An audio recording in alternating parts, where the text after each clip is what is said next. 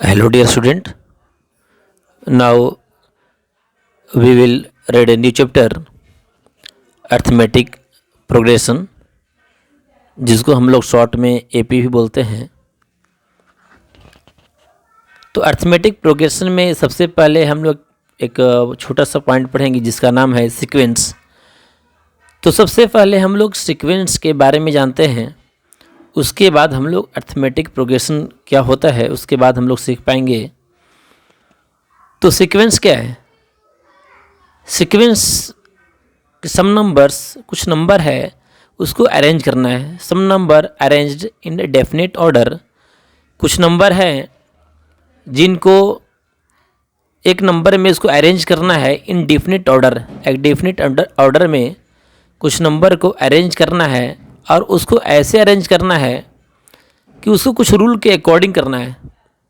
ऐसा नहीं कि रैंडमली कुछ भी, जैसे कोई भी नंबर है जैसे 3, 8, 9, 17 ऐसे नहीं लिख देना है। कुछ उसका डेफिनेट एक ऑर्डर होगा, उसी ऑर्डर में क्या करना है, किसी भी नंबर को हमको लिखना है। जैसे हम लोग यहाँ पर देखेंगे कि कोई भी नंबर है जैसे 3 है, 5 है, 7 है, 9 है, दिख रहा होगा 3, 5, 7 और 9 एक सीक्वेंस में है, एक डेफिनेट ऑर्डर में, एक रूल के अकॉर्डिंग है ना। जिसमें 3 में 2 ऐड कर रहे हैं तो 5, 5 में 2 ऐड कर दे रहे हैं तो 7, 7 में 2 ऐड कर दे रहे हैं तो 9, एक डेफिनेट ऑर्डर में आ रहा है। तो इसी को बोला गया है यहाँ पर सीक्वेंस। जैसे 3, 5, 7 लास्ट में क्या आ गया यहाँ पर एन। एन मतलब लास्ट वाले टर्म, लास्ट वाले जो टर्म है उसको हम लोग ए एन से डिनोट कर दिए, लास्ट वाले टर्म को। जैसे सेकेंड है, देखो 2 है, 4 है, 8 है, 16 है। तो 2, 4, 8 और 16 में क्या दिख रहा है कि 2 में 2 से मल्टीप्लाई कर दो 2 2 जा 4, 4 में 2 से मल्टीप्लाई कर दो 4 2 जा 8, 8 में 2 से मल्टीप्लाई कर दे रहे हैं 8 2 जा 16। तो एक क्या हो रहा है, एक भी अरेंज कर रहे हैं इन द डेफिनेट रूल के अकॉर्डिंग। इसका रूल क्या है कि 2 से इसमें मल्टीप्लाई होता चला जा रहा है। जब लास्ट में देख रहे हैं हम लोग 1/5, 1/8, 1/11, 1/14, इस भी क्या डेफिनेट ऑर्डर के कारण क्या हो रहा है, एक सीक्वेंस में लिखा हुआ है। ये तीनों जो सीक्वेंस सभी लिखे हैं, फर्स्ट 3, 5, 7, 9, सेकेंड 2, 4, 8 और 16 और थर्ड में 1/5, 1/8, 1/11, 1/14, ये जो लिखा गया है यही आपका क्या है, सीक्वेंस में है।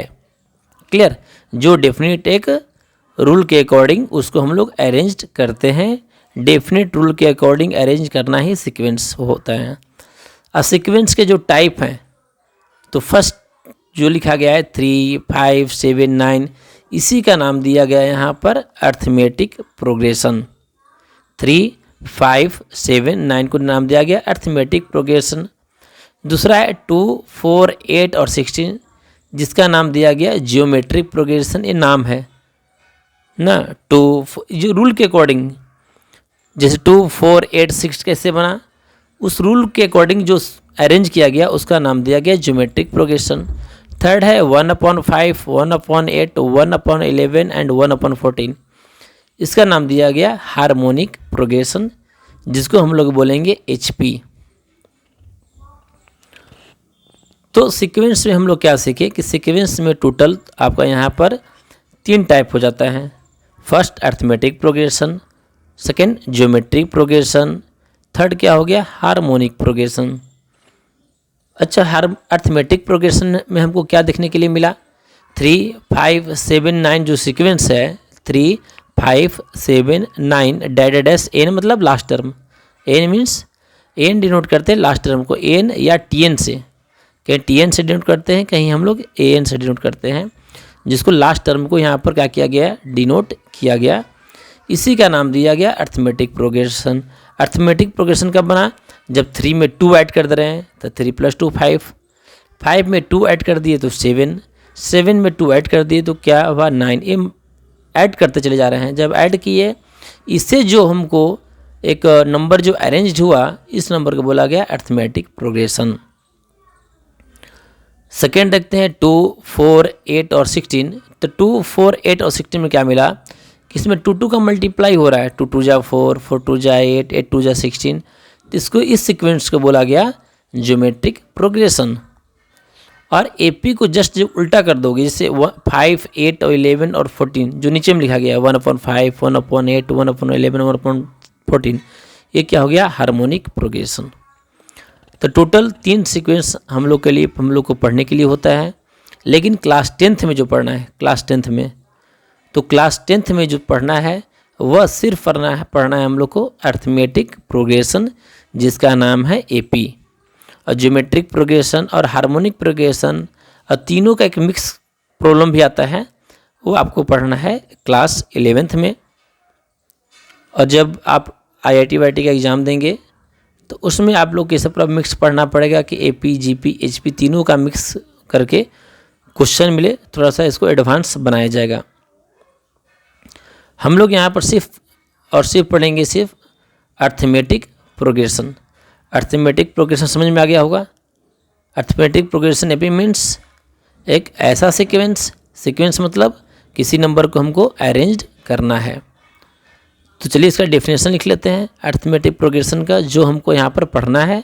अर्थमेटिक प्रोग्रेशन किसको बोलेंगे हम लोग अर्थमेटिक प्रोग्रेशन? तो अर्थमेटिक प्रोग्रेशन में है कि एक सीक्वेंस होता है। सीक्वेंस समझ में आ गया होगा। सीक्वेंस किसको बोलते हैं?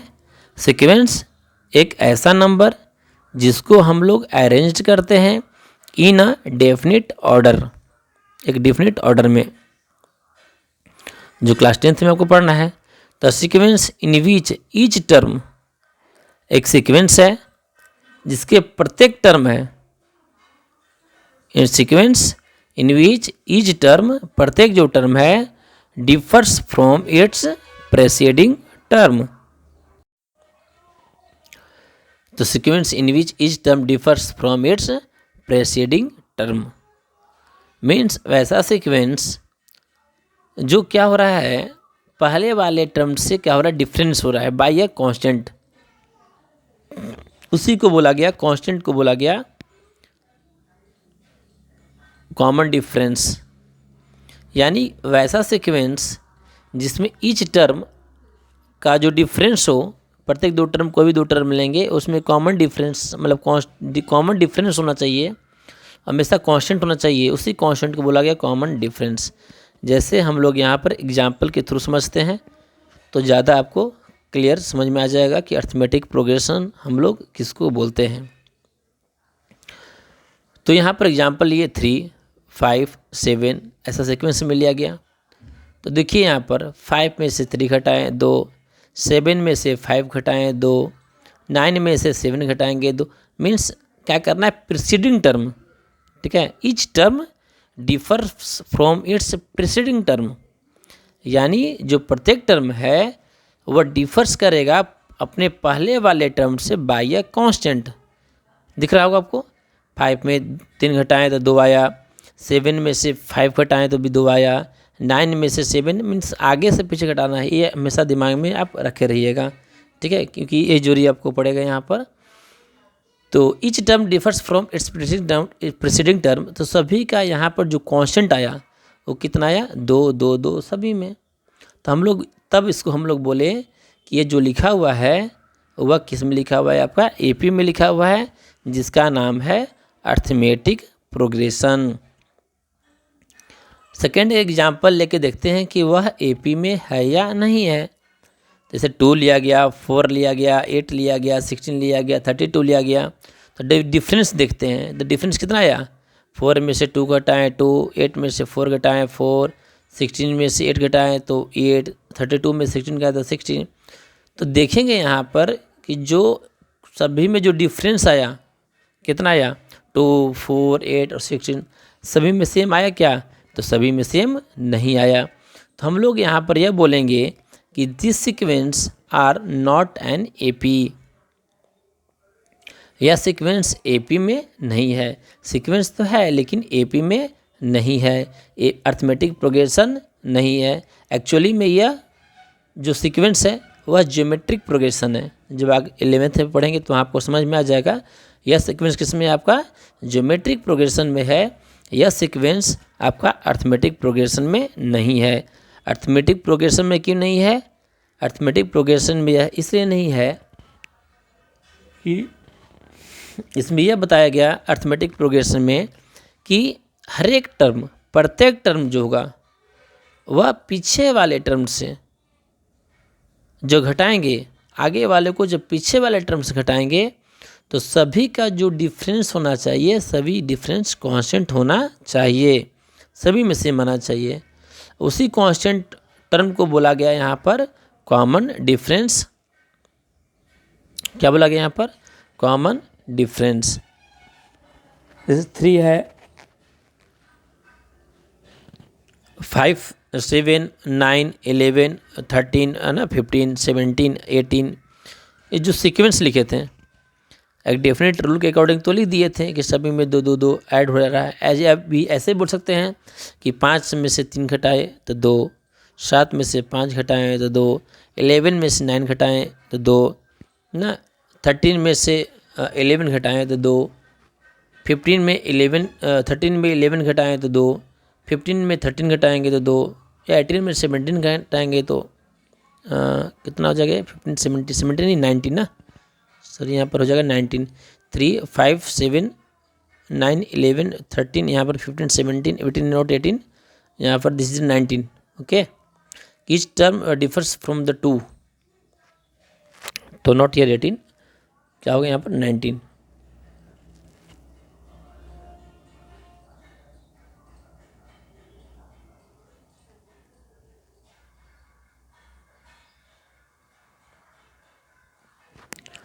तो ये आपको समझ में अच्छे से आ गया होगा कि अर्थमेटिक प्रोग्रेशन किसको बोलते हैं। इसको अच्छे से लिखना भी है, एक एक लाइन को समझना भी है कि जो भी टर्म कांस्टेंट होता है उसी कांस्टेंट टर्म को बोला गया यहाँ पर common difference.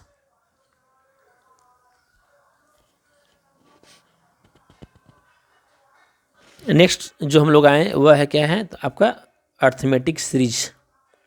Arithmetic series, series क्या बोला गया? आप लोग सीक्वेंस का तो नाम तो सीख गए हैं, अर्थमेटिक प्रोग्रेशन का भी सीख गए। अर्थमेटिक प्रोग्रेशन से बोलेंगे अर्थमेटिक सीरीज क्या है?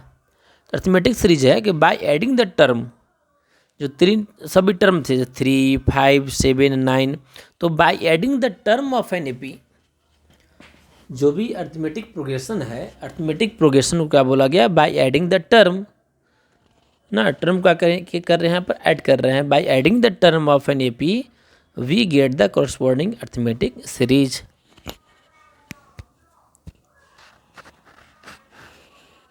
यहाँ पर क्या है? अर्थमेटिक सीरीज आया 3 प्लस 3 में 2 कर दिए तो 5, 5 में 2 ऐड कर दिए 7, 7 में 2 ऐड कर दिए तो 9, 9 में 2 कर दिए तो 11।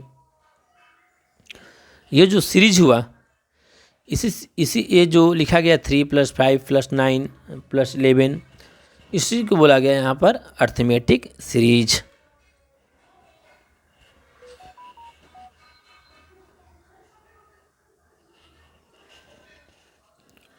तो यहाँ तक तो आपको पूरा पूरा समझ में अच्छे से आ गया होगा।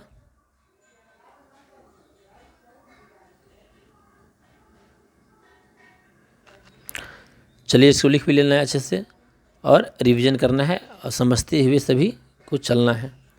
चलिए अब नेक्स्ट हम लोग आगे की ओर चलते हैं।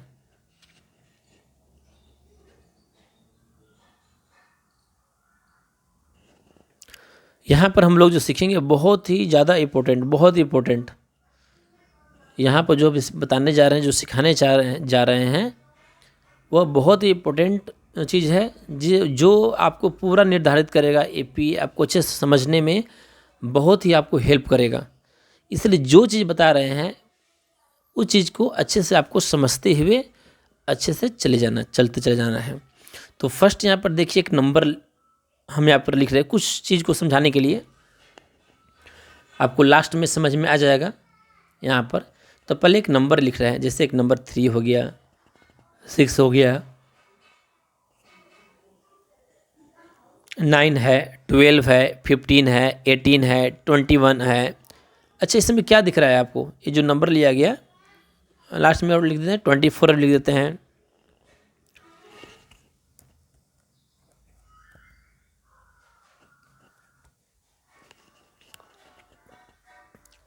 ना 3, 6, 9, 12, 15, 18, 21 एंड 24।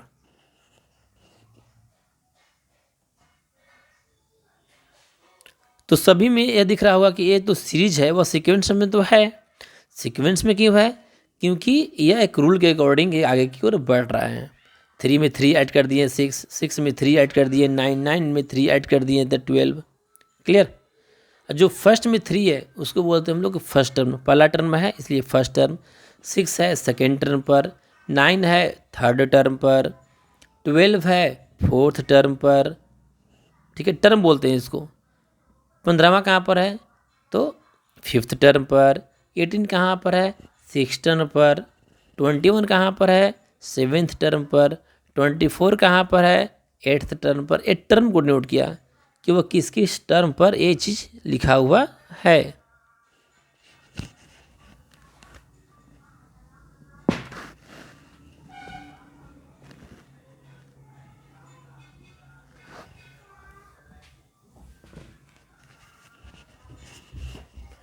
ऐसे ही डैश डैश सब करेंगे तो सबसे लास्ट में जाएगा, सबसे लास्ट में। तो सबसे लास्ट टर्म को डिनोट करते हैं हम लोग एन से। किसे नोट करते हैं? एन। इसके पहले बता दिए थे कि एन से या टी एन से भी कर सकते हैं, एन या टी एन से। तो इसको इसी का नाम है nth टर्म। इनके ऊपर क्या है? टी एच लिखते हैं, इनके ऊपर T H, nth term. N means क्या हुआ? एन सीक्वेंस का जो भी टर्म बोला गया यहाँ पर लास्ट में लिए, इसलिए यहाँ पर लास्ट टर्म हो गया। N means nth term. अब थोड़ा सा ध्यान दीजिएगा यहाँ पर, अच्छे से एकदम ध्यान देना है। नेक्स्ट 3 को क्या लिखें? 3। 6 को क्या लिख सकते हैं? 3 + 3 होता है ना, 3 + 3 6। 9 को क्या लिख सकते हैं? 3 + 2 × 3 लिख सकते हैं। 3 × 2 = 6, 6 + 3 9। तो 9 को ऐसा लिख सकते हैं। अब बोले क्यों लिख रहे हैं सर? तो आपको अच्छे से समझ में आ जाएगा कि हम क्यों इसको ऐसे लिख रहे हैं।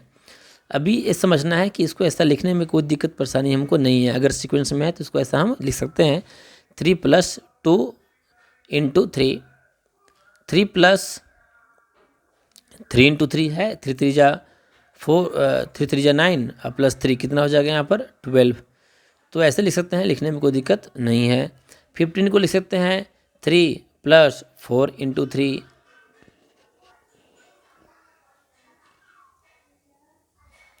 अच्छा 21, 18 को 3 + 5 × 3। 21 को 3 + 6 × 3। 24 क्या लिख सकते हैं?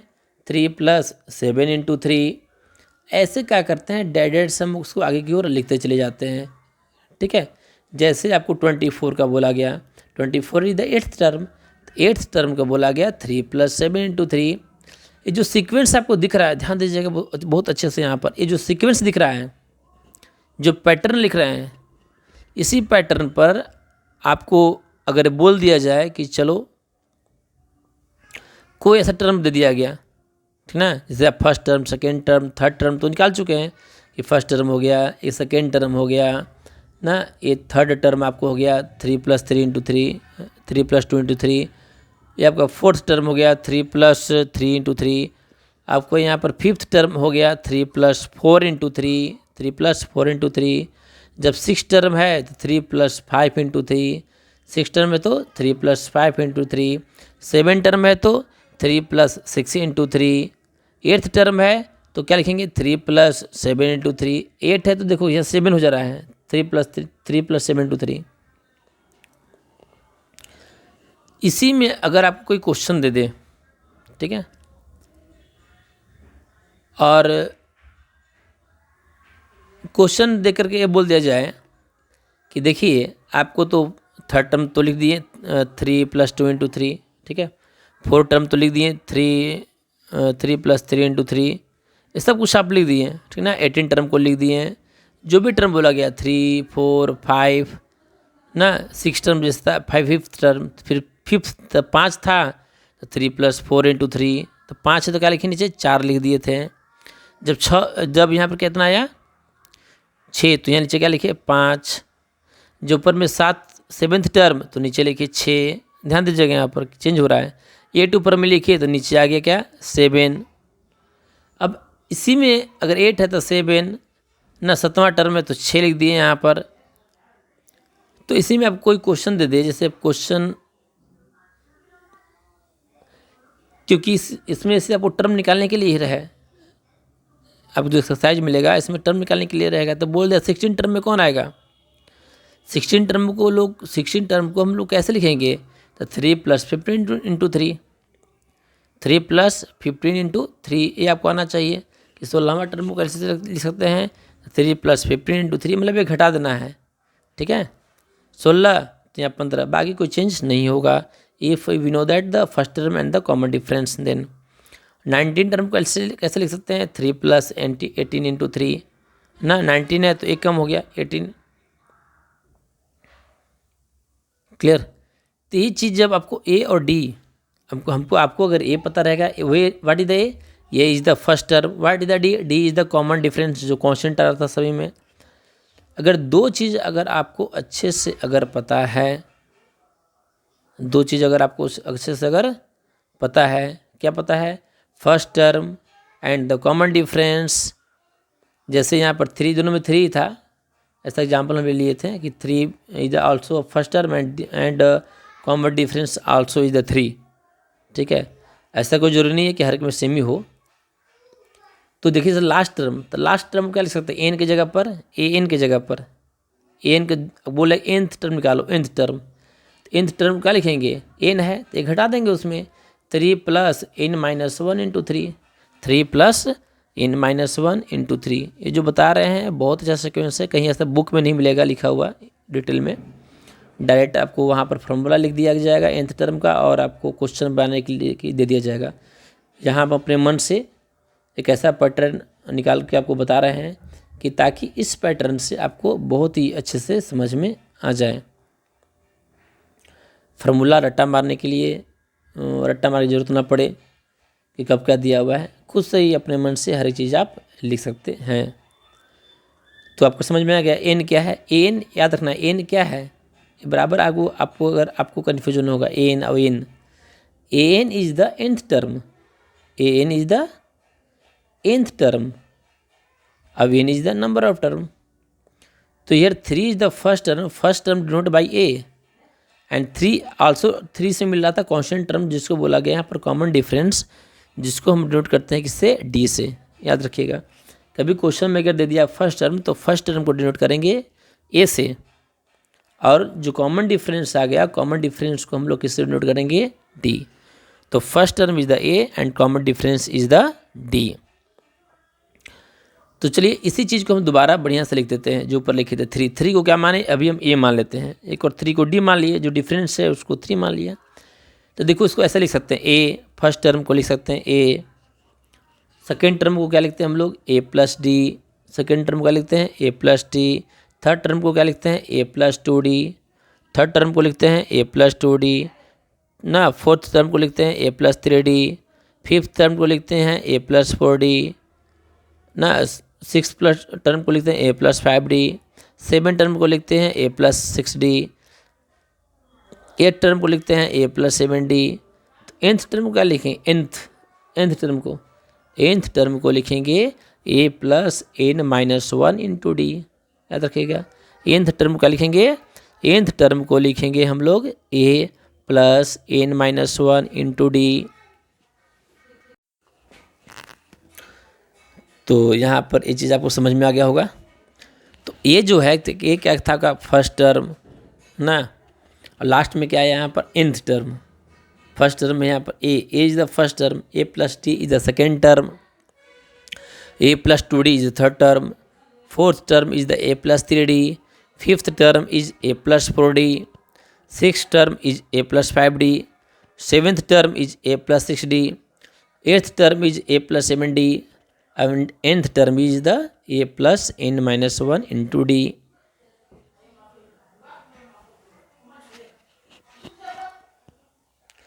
क्लियर, यहाँ पर आपको बहुत अच्छे से समझ में ये चीज़ आ गया होगा। आपको इसमें क्या मिल रहा है, बस आपको कुछ पॉइंट आपको याद रखना है इसमें। जैसे फर्स्ट टर्म को हम लोग ए से डिनोट कर रहे हैं, फर्स्ट टर्म किससे डिनोट कर रहे हैं, ए से, और जो कॉमन डिफरेंस जो आएगा, कॉमन डिफरेंस को हम लोग डिनोट करेंगे यहाँ पर डी से। तो first term is the A and the common difference is the D. आपको लास्ट वाला पॉइंट बस याद करना है, वहाँ पर nth term is the an, nth term is an, और an को डिनोट करेंगे हम लोग यहाँ पर a plus n minus 1 into D.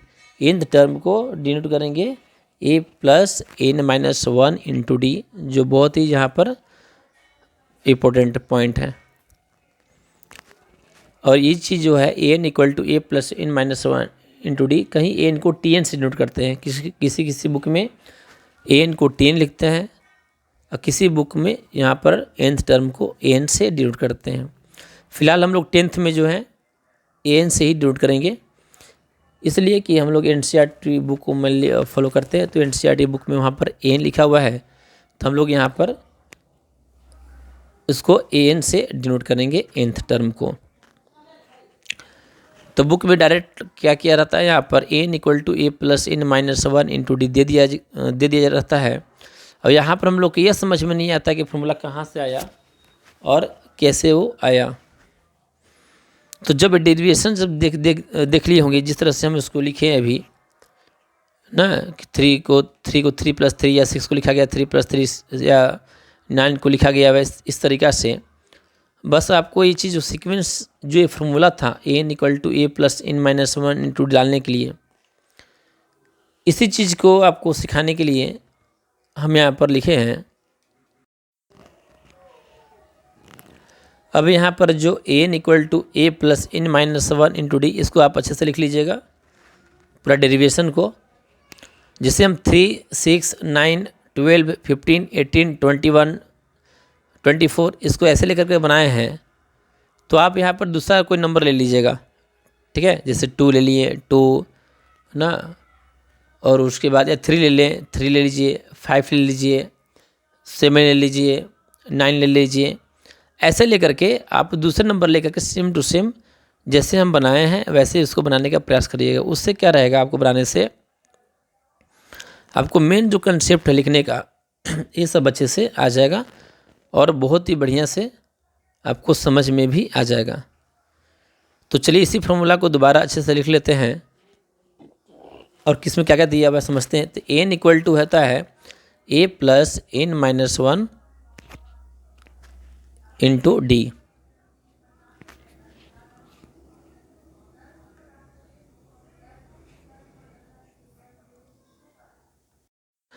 तो an इक्वल टू क्या मिला, an इक्वल टू एक नीचे n है ना, n means nth term, n equal to a plus n minus 1 into D.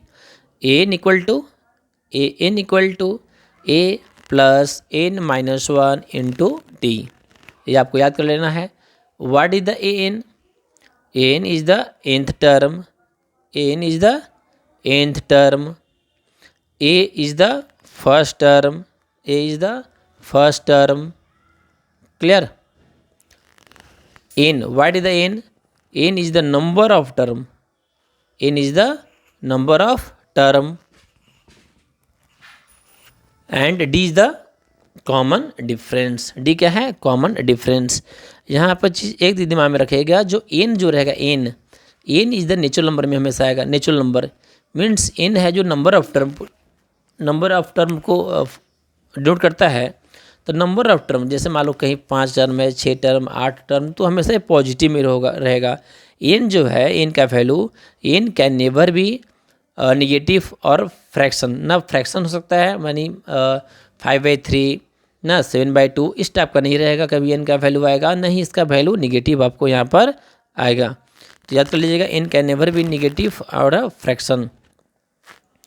तब पूरा डिटेल लिख दिए। इसमें एक चीज़ क्वेश्चन आपको पूछा जाएगा कि एपी कैसे फाइंड करेंगे। तो एपी फाइंड करने का तरीका है कि प्रीसीडिंग टर्म पीछे वाले टर्म को हम लोग हटाते हैं, सभी का अगर डिफरेंस अगर सेम आएगा मतलब कॉमन डिफरेंस सभी में अगर सेम आता है, कॉमन अगर आता है, तो वह एपी में हम लोग उसको बोलेंगे कि वह सीक्वेंस आपका एपी में है। दूसरा क्वेश्चन ये पूछ दिया आपको कि कोई अगर सीक्वेंस अगर एपी में है तो मिनिमम हमको कितने टर्म का जरूरी पड़ेगा। तब मिनिमम हमको आपको 3 टर्म का यहाँ पर जरूरी पड़ेगा, ठीक है। मिनिमम एपी होने के लिए कम से कम 3 टर्म होना जरूरी है, क्लियर। और फॉर्मूला तो यहाँ पर हम लिख ही दिए, n equal to a plus n minus 1 into e. A equal to a plus n minus 1 into d. ये कब आएगा? जब क्वेश्चन में आपको रहेगा कि फाइंड द टर्म। क्लियर? तो आपको बहुत अच्छे से समझ में यहाँ पर आ चुका होगा हर एक चीज़ पैटर्न को। अब हम लोग नेक्स्ट क्लास में इस पर अब क्वेश्चन करेंगे अच्छे तरीक़ा से, ताकि आपको पूरा समझ में आ जाए। अब हर एक चीज़ को कॉपी पर अच्छे से नोट्स बनाकर लिखना है, ताकि 2-3 बार करने पर, लिखने से, समझने से आपको पूरा कंसेप्ट आपका क्लियर हो जाएगा। चलिए, धन्यवाद।